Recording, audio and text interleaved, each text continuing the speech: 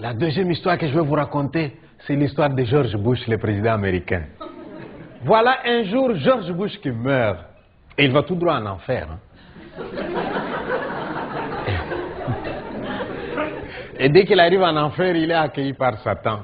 Et George Bush qui voit Satan, il lui demande où est Ben Laden.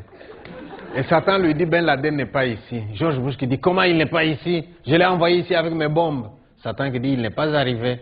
Alors George Bush est très inquiet. Il s'est dit si Ben Laden n'est pas ici, c'est qu'il est encore dans les montagnes en train de préparer un coup contre les Américains.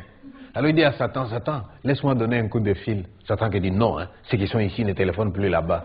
S'il te plaît, Satan, sois gentil, hein, juste une minute s'il te plaît. Il faut que je dise aux Américains, ils doivent être vigilants. Tu vois bien que Ben Laden n'est pas ici. Satan qui lui dit, vas-y, mais sois bref. Et il prend le téléphone, et il appelle les Américains. Il leur dit, Ben Laden n'est pas ici, soyez vigilants là-bas. Et il dépose le téléphone. Dès qu'il a déposé le téléphone, Satan lui tend la facture de la communication téléphonique. Et vous savez combien il lui demande? 10 millions de dollars. George Bush qui dit, quoi? Je veux parler pendant 1 minute seulement et tu me demandes 10 millions. Satan qui lui dit, ah oui, les États-Unis, c'est pas la porte d'à côté. Hein. Allez, tu payes.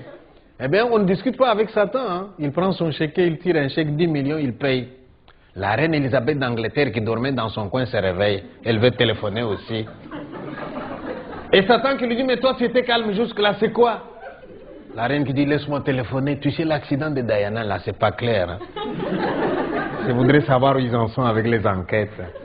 Elle prend le téléphone, elle aussi. Elle parle pendant 2 minutes. Dès qu'elle a fini, facture 10 millions de livres sterling. Mais Satan, t'es pas gentil, hein? Satan qui dit, je n'ai jamais été gentil, moi. Allez, tu payes.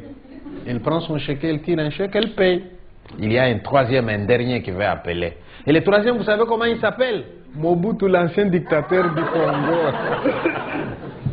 Et là, Satan qui dit au Mobutu, Mobutu, toi tu t'es calme, hein? Tu es assez dérangé comme ça quand tu étais sur terre. Mobutu qui dit, il ne faut pas exagérer, hein? J'ai dérangé quand j'étais sur terre. Allez voir maintenant après moi, tiens. Eh bien, il prend le téléphone.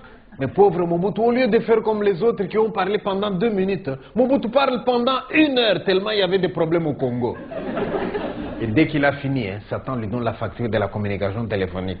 Et vous savez combien il lui demande? 3 dollars seulement. Alors là, George Bush se met en colère. Satan, on sait bien que tu es injuste de nature, mais pas à ce point.